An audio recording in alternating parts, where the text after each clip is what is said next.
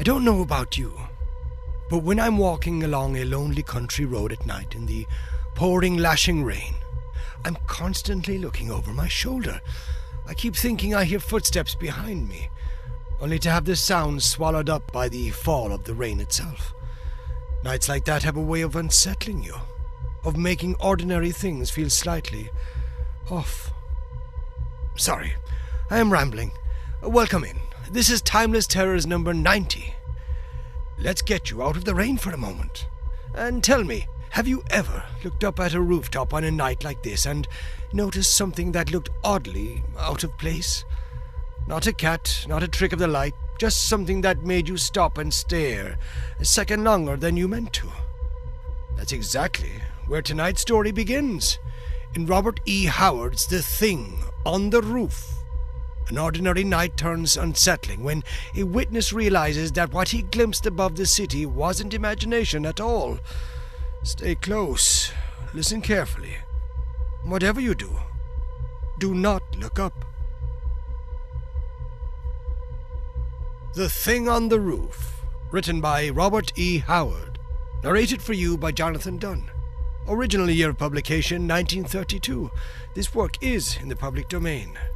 Production and narration copyright 2026. Jonathan Dunne.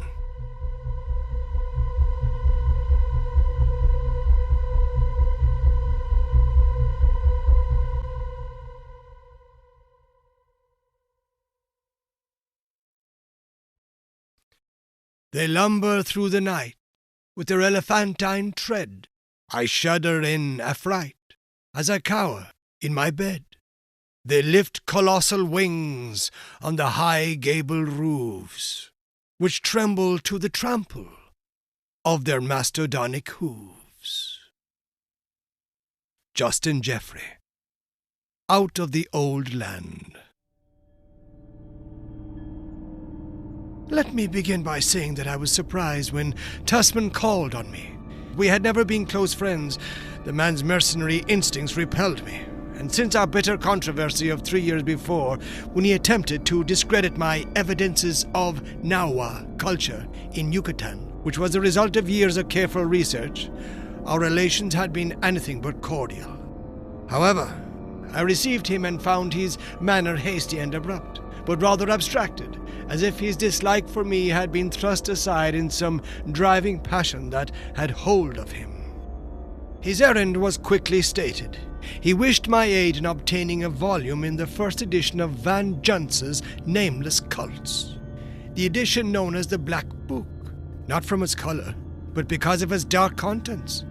He might almost as well have asked me for the original Greek translation of the Necronomicon. Though since my return from Yucatan, I had devoted practically all my time to my avocation of book collecting.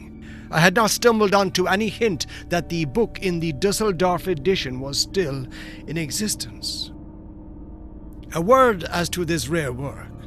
Its extreme ambiguity in spots, coupled with its incredible subject matter, has caused it long to be regarded as the ravings of a maniac, and the author was damned with the brand of insanity. But the fact remains that much of his assertions are unanswerable, and that he spent the full 45 years of his life prying into strange places and discovering secret and abysmal things. And not a great many volumes were printed in the first edition, and many of these were burned by their frightened owners when von Junst was found strangled in a mysterious manner in his barred and bolted chamber one night in 1840. 6 months after he had returned from a mysterious journey to Mongolia.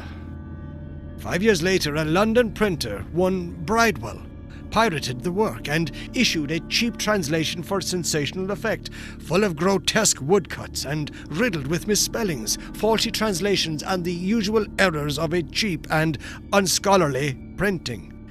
This still further discredited the original work, and publishers and public forgot about the book until 1909, when the Golden Goblin Press of New York brought out an edition. The production was so carefully expurgated that fully a fourth of the original matter was cut out. The book was handsomely bound and decorated with the exquisite and weirdly imaginative illustrations of Diego Vázquez, The edition was intended for popular consumption, but the artistic instinct of the publishers defeated that end, since the cost of issuing the book was so great that they forced to cite it at a prohibitive price. I was explaining all this to Tussman when he interrupted brusquely to say that he was not utterly ignorant in such matters. One of the Golden Goblin books ornamented his library, he said, and it was in it that he found a certain line which aroused his interest. If I could procure him a copy of the original 1839 edition, he would make it worth my while, knowing, he added, that it would be useless to offer me money. He would, instead, in return for my trouble on his behalf, make a full retraction of his former accusations in regard to my Yucatan researches, and offer a complete apology in the scientific news. I will admit that I was astounded at this, and realized that if the matter meant so much to Tussman that he was willing to make such concessions, it must indeed be of the utmost importance.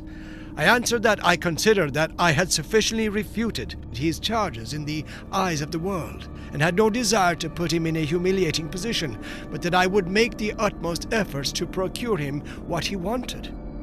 He thanked me abruptly and took his leave, saying rather vaguely that he hoped to find a complete exposition of something in the Black Book, which had evidently been slighted in the later edition.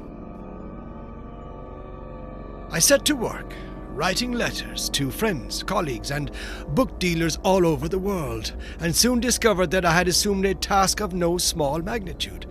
3 months elapsed before my efforts were crowned with success. But at last, through the aid of Professor James Clement of Richmond, Virginia, I was able to obtain what I wished. I notified Tussman, and he came to London by the next train. His eyes burned avidly as he gazed at the thick, dusty volume with its heavy leather covers and rusty iron hasps, and his fingers quivered with eagerness as he thumbed the time-yellowed pages. And when he cried out fiercely and smashed his clenched fist down on the table, I knew that he had found what he hunted. "Listen," he commanded, and he read to me a passage that spoke of an old temple in a Honduras jungle, where a strange god was worshipped by an ancient tribe which became extinct before the coming of the Spaniards. And Tussman read aloud of the mummy that had been, in life, the last high priest of that vanished people, and which now lay in a chamber hewn in the solid rock of the cliff against which the temple was built. About that mummy's withered neck was a copper chain, and on that chain a great red jewel carved in the form of a toad. This jewel was a key, von Junst went on to say, to the treasure of the temple which lay hidden in a subterranean crypt far below the temple's altar. Tussman's eyes blazed. No more like the ruins of the prehistoric Indians than it is like the buildings of the modern Latin Americans. The Indians in the vicinity disclaim any former connection with the place. They say that the people who built that temple were a different race from themselves, and were there when their own ancestors came into the country.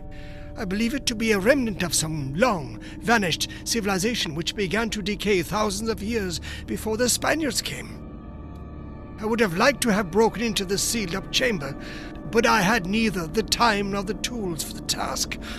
I was hurrying to the coast, having been wounded by an accidental gunshot in the foot, and I stumbled onto the place purely by chance. I have been planning to have another look at it, but circumstances have prevented. Now I intend to let nothing stand in my way. By chance I came upon a passage in the Golden Goblin edition of this book, describing the temple, but that was all. The mummy was only briefly mentioned. Interested, I obtained one of Bridewell's translations, but ran up against a blank wall of baffling blunders. By some irritating mischance, the translator had even mistaken the location of the Temple of the Toad, as von Junst calls it, and has it in Guatemala instead of Honduras. The general description is faulty. The jewel is mentioned and the fact that it is a key. But a key to what?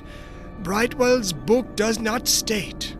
I now felt that I was on the track of a real discovery, unless von Junst was, as many maintain, a madman. But that the man was actually in Honduras at one time is well attested, and no one could so vividly describe the temple as he does in the Black Book, unless he had seen it himself. How he learned of the jewel is more than I can say. The Indians who told me of the mummy said nothing of any jewel. I can only believe that von Junst found his way into the sealed crypt somehow. The man had uncanny ways of learning hidden things. To the best of my knowledge, only one other white man has seen the Temple of the Toad besides von Junst and myself. The Spanish traveler Juan Gonzalez, who made a partial exploration of that country in 1793. He mentioned briefly a curious fane that differed from most Indian ruins, and spoke skeptically of a legend current among the natives that there was something unusual hidden under the temple.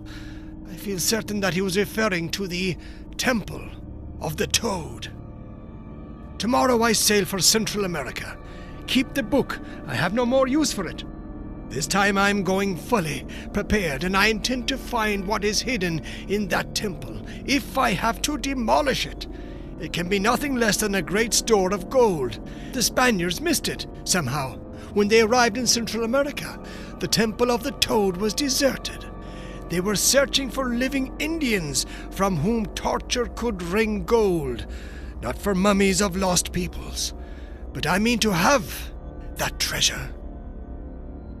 So saying, Tussman took his departure. I sat down and opened the book at the place where he had left off, reading. And I sat until midnight, wrapped in von Junst's curious, wild, and at times utterly vague expoundings. And I found pertaining to the Temple of the Toad certain things which disquieted me so much that the next morning I attempted to get in touch with Tussman, only to find that he had already sailed. Several months passed, and then I received a letter from Tussman, asking me to come and spend a few days with him at his estate in Sussex. He also requested me to bring the Black Book with me. I arrived at Tussman's rather isolated estate just after nightfall. He lived in almost feudal state, his great ivy-grown house and broad lawn surrounded by high stone walls. As I went up the hedge-bordered way from the gate to the house, I noted that the place had not been well kept in its master's absence. Weeds grew rank among the trees, almost choking out the grass. Among some unkept bushes over against the outer wall, I heard what appeared to be a horse or an ox blundering and lumbering about. I distinctly heard the clink of its hoof on a stone. A servant who eyed me suspiciously admitted me, and I found Tussman pacing to and fro in his study like a caged lion. His giant frame was leaner, harder than when I had last seen him. His face was bronzed by a tropic sun. There were more and harsher lines in his strong face, and his eyes burnt more intensely than ever.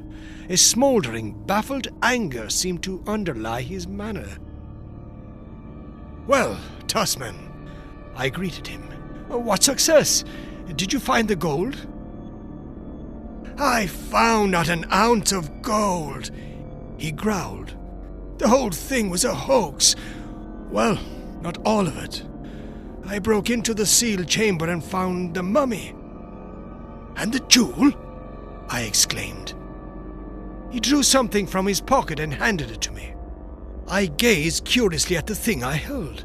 It was a great jewel, clear and transparent as crystal, but of a sinister crimson, carved as von Junst had declared, in the shape of a toad. I shuddered involuntarily. The image was peculiarly repulsive. I turned my attention to the heavy and curiously wrought copper chain which supported it. "What are these characters carved on the chain?" I asked curiously. "I cannot say," Tussman replied. "I had thought perhaps you might know. I find a faint resemblance between them and certain partly defaced hieroglyphics on a monolith known as the Black Stone in the mountains of Hungary. I've been unable to decipher them." "Tell me of your trip," I urged, and over our whiskey and sodas he began, as if with a strange reluctance. "I found the temple again with no great difficulty, though it lies in a lonely and little frequented region. The temple is built against a sheer stone cliff in a deserted valley unknown to maps and explorers. I would not endeavor to make an estimate of its antiquity, but it is built of a sort of unusually hard basalt, such as I have never seen anywhere else, and its extreme weathering suggests incredible age. Most of the columns which form its facade are in ruins, thrusting up shattered stumps from worn bases, like the shattered and broken teeth of some grinning hag.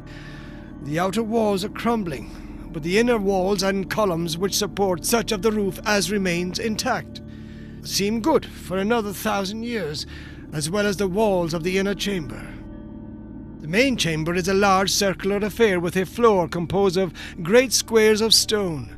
In the center stands the altar, merely a huge, round, curiously carved block of the same material. Directly behind the altar, in the solid stone cliff which forms the rear wall of the chamber, is the sealed and hewn-out chamber, wherein lay the mummy of the temple's last priest. I broke into the crypt with not too much difficulty and found the mummy exactly as is stated in the Black Book. Though it was in a remarkable state of preservation, I was unable to classify it. The withered features and general contour of the skull suggested certain degraded and mongrel peoples of Lower Egypt, and I feel certain that the priest was a member of a race more akin to the Caucasian than the Indian.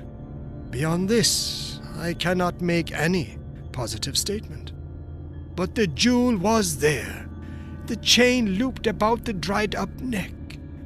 From this point, Tusman's narrative became so vague that I had some difficulty in following him and wondered if the tropic sun had affected his mind.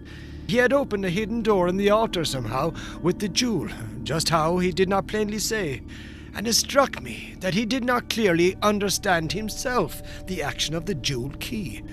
But the opening of the secret door had had a bad effect on the hardy rogues in his employ. They had refused point-blank to follow him through that gaping black opening, which had appeared so mysteriously when the gem was touched to the altar. Tusman entered alone, with his pistol and electric torch, finding a narrow stone stair that wound down into the bowels of the earth, apparently. He followed this and presently came into a broad corridor, in the blackness of which his tiny beam of light was almost engulfed. As he told this, he spoke with strange annoyance of a toad which hopped ahead of him, just beyond the circle of light. All the time he was below ground, making his way along dank tunnels and stairways that were wells of solid blackness. He at last came to a heavy door fantastically carved, which he felt must be the crypt wherein was secreted the gold of the ancient worshippers. He pressed the toad jewel against it at several places, and finally the door gaped wide. "And the treasure?" I broke in eagerly. He laughed in savage self-mockery. "There was no gold there, no precious gems, nothing." He hesitated. "Nothing that I could bring away." Again his tale lapsed into vagueness. I gathered that he had left the temple rather hurriedly without searching any further for the supposed treasure. He had intended bringing the mummy away with him, he said, to present to some museum. But when he came up out of the pits, it could not be found, and he believed that his men, in superstitious aversion to having such a companion on their road to the coast, had thrown it into some well or cavern. And so, he concluded, I am in England again, no richer than when I left. "You have the jewel," I reminded him. "Surely it is valuable." He eyed it with favor, but with a sort of fierce avidness, almost obsession. "Would you say that it is a ruby?" he asked. I shook my head. "I am unable to classify it." "And I. But let me see the book." He slowly turned the heavy pages, his lips moving as he read. Sometimes he shook his head as if puzzled, and I noticed him dwell long enough over a certain line. "This man dipped so deeply into forbidden things," said he. "I cannot wonder that his fate was so strange and mysterious. He must have had some foreboding of his end. Here, he warns men not to disturb sleeping things." Tusman seemed lost in thought for some moments. "Aye, sleeping things," he muttered, "that seemed dead, but only lie waiting for some blind fool to awake them. I should have read further in the black book, and I should have shut the door when I left the crypt, but I have the key, and I'll keep it in spite of hell." He roused himself from his reveries and was about to speak when he stopped short. From somewhere upstairs had come a peculiar sound. "What was that?" He glared at me. I shook my head and he ran to the door and shouted for a servant. The man entered a few moments later, and he was rather pale. "Were you upstairs?" growled Tussman. "Yes, sir." "Did you hear anything?" asked Tussman harshly, and in a manner almost threatening and accusing. "I did, sir." The man answered with a puzzled look on his face. "What did you hear?" The question was fairly snarled. "Well, sir," the man laughed apologetically. "you'll say I'm a bit off, I fear. But to tell you the truth, sir, it sounded like a horse stamping around on the roof." A blaze of absolute madness leapt into Tussman's eyes. "You fool!"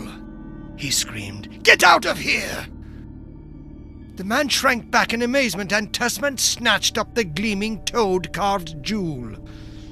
"I've been a fool," he raved. "I didn't read far enough, and I should have shut the door, but by heaven the key is mine, and I'll keep it in spite of man or devil." And with these strange words he turned and fled upstairs. A moment later his door slammed heavily, and a servant, knocking timidly, brought forth only a blasphemous order to retire and a luridly worded threat to shoot anyone who tried to obtain entrance into the room. Had it not been so late, I would have left the house, for I was certain that Tussman was stark mad. As it was, I retired to the room a frightened servant showed me. But I did not go to bed. I opened the pages of the black book at the place where Tussman had been reading. This much was evident, unless the man was utterly insane. He had stumbled upon something unexpected in the Temple of the Toad. Something unnatural about the opening of the altar door had frightened his men, and in the subterraneous crypt Tussman had found something that he had not thought to find. And I believed that he had been followed from Central America, and that the reason for his persecution was the jewel he called the key. Seeking some clue in von Juntz's volume, I read again of the Temple of the Toad, of the strange pre-Indian people who worshipped there, and of the huge tittering tentacled hoofed monstrosity that they worshipped. Tussman had said that he had not read far enough when he had first seen the book. Puzzling over this cryptic phrase, I came upon the line he had pored over, marked by his thumbnail. It seemed to me to be another of von Juntz's many ambiguities, for it merely stated that a temple's god was a temple's treasure. Then the dark implication of the hint struck me, and cold sweat beaded my forehead. The key to the treasure! And the temple's treasure was the temple's god, and sleeping things might awaken on the opening of their prison door. I sprang up, unnerved by the intolerable suggestion. At that moment something crashed in the stillness, and the death scream of a human being burst upon my ears. In an instant, I was out of the room, and as I dashed up the stairs I heard sounds that have made me doubt my sanity ever since. At Tussman's door I halted, essaying with shaking hand to turn the knob. The door was locked, and as I hesitated I heard from within a hideous, high-pitched tittering, and then the disgusting squashy sound, as if a great jelly-like hulk was being forced through the window. The sound ceased, and I could have sworn I heard a faint swish of gigantic wings. Gathering my shattered nerves, I broke down the door. A foul and overpowering stench billowed out like a yellow mist. Gasping in nausea, I entered. The room was in ruins, but nothing was missing except that crimson-toed carved jewel Tussman called the key, and that was never found. A foul, unspeakable slime smeared the windowsill, and in the center of the room lay Tussman, his head crushed and flattened, and on the red ruin of skull and face, the plain print of an enormous hoof.